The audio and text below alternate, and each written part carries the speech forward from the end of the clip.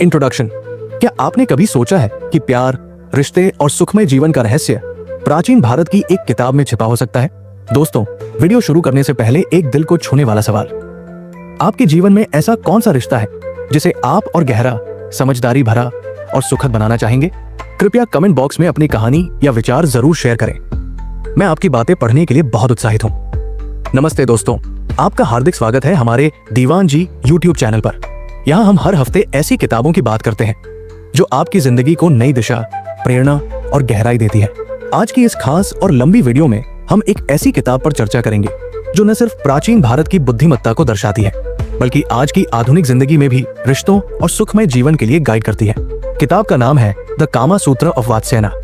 ये किताब सिर्फ शारीरिक प्रेम के बारे में नहीं है, बल्कि ये प्यार, रिश्तों, सामाजिक व्यवहार और जीवन की कला को समझने का एक गहरा दर्शन देती है। तो आराम से बैठिए, एक कप चाय या कॉफी लीजिए और चलिए इस प्राचीन और प्रेरणादायक सफर को शुरू करते हैं। Introduction to author and book. सबसे पहले लेखक वात्स्यायन के बारे में थोड़ा जानते हैं। वात्स्यायन एक प्राचीन भारतीय विद्वान थे जिनके बारे में ज्यादा ऐतिहासिक जानकारी उपलब्ध नहीं है। माना जाता है कि वो 3री या 4थी सदी में गुप्त काल के दौरान भारत में रहते थे। वात्स्यायन ने कामसूत्र लिखा, जो प्राचीन भारत के 3 मुख्य जीवन लक्ष्यों धर्म, नैतिकता, अर्थ, संपत्ति और काम, इच्छा में से काम पर केंद्रित है। उनकी लेखनी में सामाजिक नियमों, मानवीय रिश्तों और व्यक्तिगत विकास की गहरी समझ झलकती है। कामसूत्र को अक्सर गलत समझा जाता है क्योंकि लोग इसे सिर्फ शारीरिक संबंधों की किताब मानते हैं, लेकिन असल में ये एक व्यापक गाइड है जो रिश्तों, प्रेम, संचार और सामाजिक शिष्टाचार को समझने में मदद करती है। दी कामा सूत्र ऑफ वात्स्यायन, जिसका मूल संस्कृत में लिखा गया और बाद में कई भाषाओं में अनुवादित हुआ, 7 हिस्सों में बंटी है। ये किताब प्रेम के विभिन्न पहलुओं जैसे कि साथी का चयन, विवाह, रिश्तों में संतुलन और जीवन में आनंद को बढ़ाने की कला पर चर्चा करती है। किताब में 64 कलाओं, आर्ट्स की बात की गई है, जैसे संगीत, नृत्य, कविता और बातचीत की कला, जो एक संपूर्ण और सुखद जीवन के लिए जरूरी है। आधुनिक संदर्भ में कामसूत्र हमें सिखाती है कि रिश्तों में समझ, संवेदनशीलता और संतुलन कैसे लाया जाए।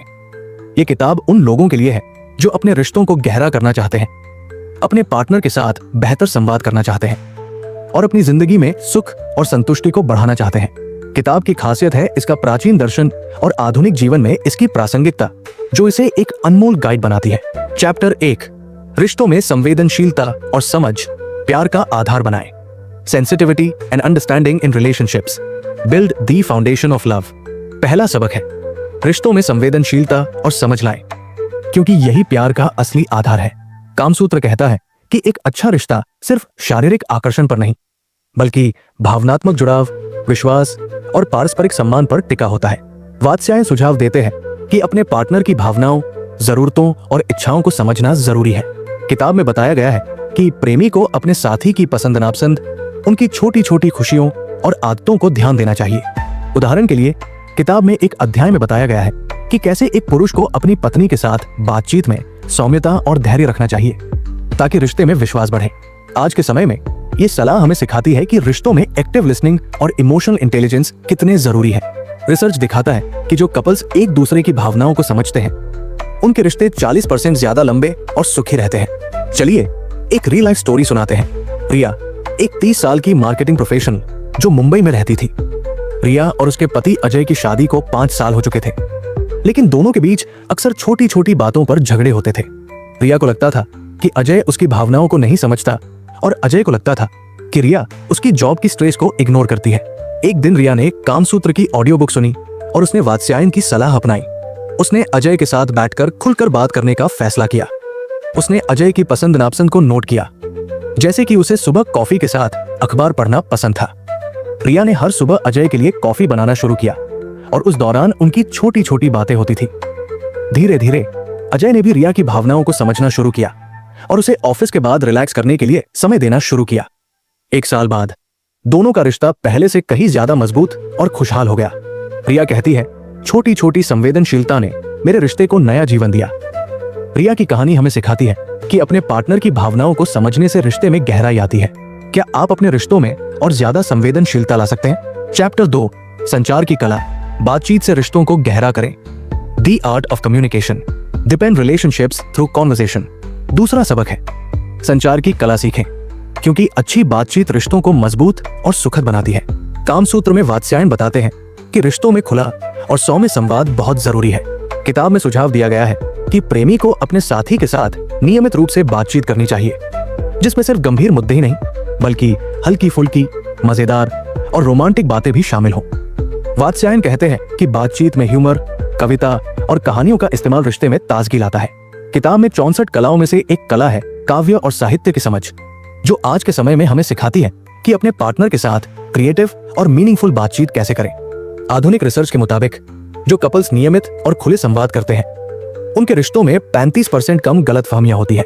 अब एक इमोशनल स्टोरी शेयर करते हैं। राहुल एक 35 साल का बिजनेसमैन जो दिल्ली में रहता था। राहुल और उसकी पत्नी स्नेहा की शादी को 7 साल हो चुके थे, लेकिन दोनों के बीच बातचीत लगभग खत्म हो चुकी थी। राहुल दिन भर अपने बिजनेस में बिजी रहता और स्नेहा घर और बच्चों की जिम्मेदारियों में। दोनों को लगता था कि उनका रिश्ता सिर्फ जिम्मेदारियों तक सिमट गया है। कामसूत्र पढ़ने के बाद राहुल ने संचार की कला को अपनाया। उसने हर रविवार को डेट नाइट शुरू की, जहां वो और स्नेहा बिना फोन के सिर्फ एक दूसरे से बात करते। राहुल ने स्नेहा की पुरानी यादों, जैसे उनकी पहली मुलाकात, को फिर से जीवंत किया और हल्की फुल्की बातें शुरू की। उसने स्नेहा को छोटी छोटी कविताएं लिखकर सरप्राइज करना शुरू किया। धीरे धीरे स्नेहा ने भी राहुल के साथ खुलकर बात करना शुरू किया और दोनों ने एक दूसरे की जिंदगी को फिर से समझा। आज उनका रिश्ता पहले से कहीं ज्यादा रोमांटिक और मजबूत है। राहुल कहता है, बातचीत ने मेरे रिश्ते में वो चिंगारी वापस ला दी जो कहीं खो गई थी। राहुल की कहानी हमें सिखाती है कि सही संचार रिश्तों में नई जान डाल सकता है। क्या आप अपने रिश्तों में बातचीत को और क्रिएटिव बना सकते हैं? चैप्टर 3, जीवन में संतुलन और सुख, 64 कलाओं की कला, balance and joy in life, the art of the 64 arts. तीसरा सबक है, जीवन में संतुलन और सुख लाए और कामसूत्र की 64 कलाओं को अपनाएं। वात्स्यायन कहते हैं कि एक सुखमय जीवन सिर्फ प्रेम और रिश्तों तक सीमित नहीं है, बल्कि इसमें संगीत, नृत्य, कविता, खाना पकाने की कला और दूसरी रचनात्मक गतिविधियां शामिल हैं। ये कलाएं न सिर्फ आपको व्यक्तिगत रूप से समृद्ध करती है, बल्कि आपके रिश्तों को भी गहरा बनाती है।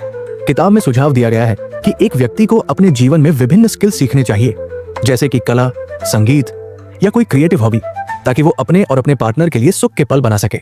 आधुनिक संदर्भ में ये हमें सिखाता है कि वर्क लाइफ बैलेंस और सेल्फ डेवलपमेंट कितना जरूरी है।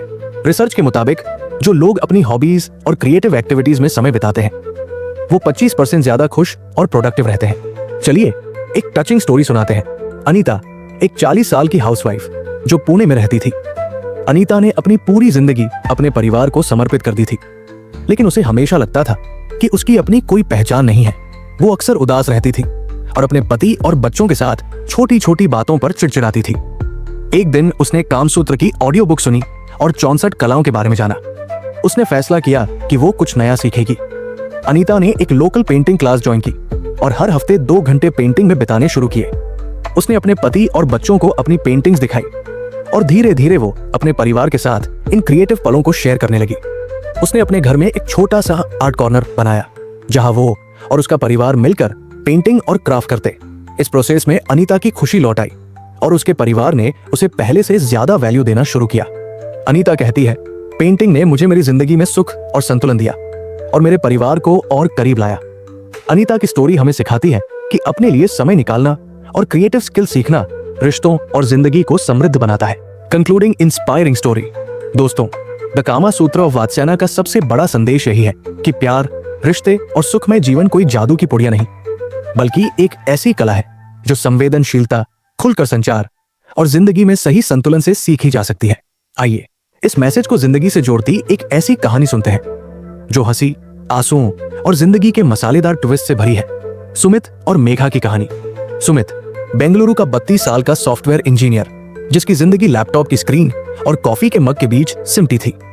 उसकी शादी को मेघा के साथ 6 साल हो चुके थे, लेकिन वो रोमांस जो शादी के पहले साल में था, जब सुमित मेघा के लिए गुलाब लेकर आता था और मेघा उसकी कॉलर ठीक करते हुए मुस्कुराती थी, वो अब कहीं गायब हो चुका था। सुमित दिन रात कोडिंग में डूबा रहता और मेघा को लगता कि वो उसकी भावनाओं को समझने की कोशिश ही नहीं करता। एक रात जब मेघा ने नाराजगी में सुमित का फेवरेट दाल चावल बनाने से मना कर दिया, सुमित को लगा कि कुछ तो गड़बड़ है। तभी उसकी मुलाकात अपने पुराने दोस्त रवि से हुई, जो हमेशा किताबों की सलाह देता था। रवि ने सुमित को कामसूत्र की एक कॉपी थमाई और हंसते हुए कहा, भाई, ये कोई मसालेदार मूवी नहीं, बल्कि रिश्तों का रोड मैप है। सुमित ने सोचा, अरे ये तो वैसा ही है जैसे मेरे कोड में बग फिक्स करना। और यहीं से शुरू हुआ उसकी जिंदगी का पहला ट्विस्ट। सुमित ने कामसूत्र खोली और समझा कि रिश्ते कोई ऑटोमेटिक प्रोग्राम नहीं जिन्हें बस चालू करके छोड़ दो। इसमें संवेदनशीलता, संचार और थोड़ी सी क्रिएटिविटी चाहिए। उसने मेघा के साथ एक क्वालिटी टाइम रूल बनाया। हर हफ्ते एक शाम जब वो दोनों फोन, लैपटॉप और ऑफिस की टेंशन को अलमारी में बंद करके सिर्फ एक दूसरे से बात करेंगे। पहले तो मेघा ने मजाक उड़ाया, क्या सुमित अब तू मीटिंग शेड्यूल करेगा मेरे साथ? लेकिन सुमित ने हार नहीं मानी। उसने सोचा, अगर मैं कोड डिबग कर सकता हूं तो रिश्ते का बग भी फिक्स कर लूंगा। उसने गिटार सीखना शुरू किया। हालांकि पहले हफ्ते तो उसकी धुनें सुनकर पड़ोसी की बिल्ली भी भाग गई। फिर भी उसने मेघा की फेवरेट किशोर कुमार की धुन पल पल दिल के पास को प्रैक्टिस किया और एक रात डिनर टेबल पर उसे बजाकर सरप्राइज दिया। मेघा पहले तो हैरान हुई, फिर हंसते हंसते लोटपोट हो गई और बोली, सुमित तू तो गिटार से ज्यादा मजेदार है। सुमित ने मेघा की पसंद नापसंद को गौर से समझना शुरू किया। उसे याद आया कि मेघा को पुरानी हिंदी फिल्में बहुत पसंद है। उसने एक वीकेंड पर घर में ही मूवी डेट नाइट प्लान की, जिसमें मुगले आजम की थीम में डिनर सजाया। प्लेट में बिरयानी और मेघा के लिए एक छोटा सा नोट, मेरी सलमा तू मेरा अनारकली है। मेघा की हंसी और आंखों में चमक देखकर सुमित को लगा कि उसका कोड अब रन करने लगा है। लेकिन जिंदगी इतनी आसान कहाँ होती है। यहाँ आया दूसरा ट्विस्ट। सब कुछ ठीक चल रहा था, लेकिन एक दिन सुमित ने ऑफिस की टेंशन में मेघा की डेट नाइट भूल गई। मेघा इतनी नाराज हुई कि उसने सुमित से 2 दिन तक बात नहीं की। सुमित ने सोचा, अरे ये तो मेरा प्रोजेक्ट क्रैश हो गया। और उसका गिटार का एक तार टूट गया जिसे वो मेघा के लिए प्रैक्टिस कर रहा था। सुमित की हिम्मत टूटने लगी। वो रात को छत पर बैठकर सोचता, शायद मैं रोमांस के लिए नहीं बना। लेकिन फिर उसने कामसूत्र का एक सबक याद किया, फेलियर को सीखने का मौका बनाओ। सुमित ने मेघा से दिल से माफी मांगी और एक मजेदार सरप्राइज प्लान किया। उसने मेघा की फेवरेट मिठाई रसगुल्ले का एक बॉक्स मंगवाया और हर रसगुल्ले पर एक छोटा सा नोट चिपकाया जिसमें लिखा था, तुम बिना मेरी जिंदगी बेस्वाद है। मेघा पहले तो नाराजगी दिखाने लगी, लेकिन रसगुल्लों को देखकर उसकी हंसी छूट गई। उसने सुमित को गले लगाया और बोली, तू तो पागल है, लेकिन मेरा पागल। सुमित ने अपने दोस्त राजू, जो डांस क्लास चलाता था, से बात की और मेघा के साथ एक बॉलीवुड डांस क्लास ज्वाइन की। पहले तो सुमित के डांस स्टेप्स देखकर मेघा हंस हंसकर लोटपोट हो गई, लेकिन धीरे धीरे दोनों ने मिलकर जो जीता वही सिकंदर के गाने पर एक मजेदार डांस रूटीन तैयार किया। लेकिन अभी तीसरा ट्विस्ट बाकी था। जैसे ही सुमित और मेघा का रिश्ता फिर से खिलने लगा, एक नई मुसीबत सामने आई। सुमित की कंपनी ने उसे एक बड़े प्रोजेक्ट के लिए विदेश भेजने का प्लान बनाया। मेघा को डर लगा कि कहीं फिर से उनके बीच की दूरी न बढ़ जाए। सुमित के लिए यह बड़ा डिसीजन था, क्या वो अपने करियर को प्राथमिकता दे या रिश्ते को। उसने कामसूत्र का एक और सबक याद किया, संतुलन। उसने मेघा से खुलकर बात की और एक प्लान बनाया। वो विदेश गया, लेकिन हर हफ्ते मेघा के लिए एक वीडियो कॉल डेट शेड्यूल की, जिसमें वो दोनों अपने पुराने कॉलेज के दिनों की मजेदार कहानियां शेयर करते। सुमित ने मेघा के लिए एक ऑनलाइन स्क्रैपबुक बनाई, जिसमें उनकी शादी की तस्वीरें और हर तस्वीर के साथ एक मजेदार कैप्शन था, जैसे ये वो दिन था जब तुमने मेरी शर्ट पर दाल गिराई थी। मेघा ने भी जवाब में सुमित के लिए एक प्लेलिस्ट बनाई, जिसमें उनके फेवरेट गाने थे। जब सुमित वापस लौटा तो उसने मेघा के लिए एक ग्रैंड सरप्राइज प्लान किया, एक रूफटॉप डिनर, जहां उसने मेघा को फिर से प्रपोज किया, इस बार अपने टूटे फूटे गिटार पर एक धुन बजाते हुए। आज उनका रिश्ता पहले से कहीं ज्यादा मजबूत और रोमांटिक है। सुमित आज भी हंसकर कहता है, जिंदगी ने मुझे रसगुल्ले दिए तो मैंने न सिर्फ मिठास बांटी, बल्कि उसमें थोड़ा प्यार का मसाला डालकर पूरी दावत सजा दी। उनकी कहानी हमें सिखाती है कि रिश्तों में छोटे छोटे बदलाव, थोड़ी सी क्रिएटिविटी और ढेर सारा प्यार आपकी जिंदगी को रंगीन बना सकता है। तो दोस्तों, आज से ही शुरू करो, अपने रिश्तों को कामसूत्र की कला से सजाओ। Call to action. दोस्तों, अगर आपको द कामा सूत्र ऑफ वात्सना की ये डिटेल्ड समरी पसंद आई तो कृपया इस वीडियो को लाइक करें, अपने दोस्तों, फैमिली और पार्टनर के साथ शेयर करें। कमेंट बॉक्स में जरूर बताएं कि आप अपने रिश्तों में संवेदनशीलता और संचार को कैसे बेहतर बनाएंगे, या अपनी कोई स्टोरी शेयर करें। साथ ही अगर आप हमारे दीवान जी परिवार का हिस्सा नहीं बने हैं तो अभी सब्सक्राइब बटन दबाएं और बेल आइकन ऑन करें, ताकि आपको हमारी हर नई वीडियो की खबर मिले। आपका सपोर्ट हमें और प्रेरणादायक कंटेंट लाने के लिए मोटिवेट करता है। तो दोस्तों, आज से अपने रिश्तों में संवेदनशीलता, संचार और सुख की कला को अपनाएं और एक ऐसी जिंदगी जिए जो प्यार और सम्मान से भरी हो। मिलते हैं अगली वीडियो में, तब तक के लिए नमस्ते और मोटिवेटर रहें।